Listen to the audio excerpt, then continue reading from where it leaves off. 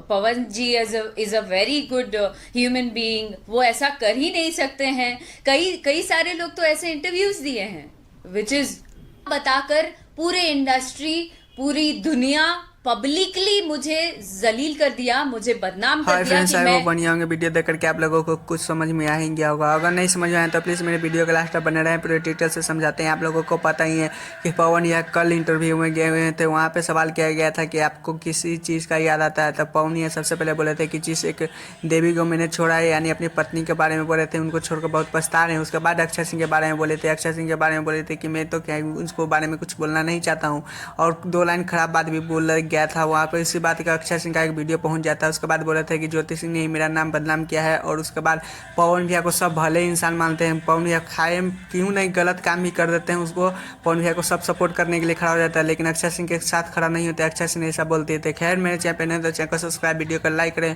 और हाँ, कमेंट में जरूर बताइएगा अक्षय सिंह को ऐसा बोलना चाहिए था नहीं है, या सच में आप लोग पवन भैया के साथ खड़ा हैं। और हाँ, ये पवन सिंह का वीडियो जरूर और देखें, आप सपोर्ट किए सब हैं। अपन आशीर्वाद दुलार प्यार ये चैनल पे ऐसे ही बनौले रही।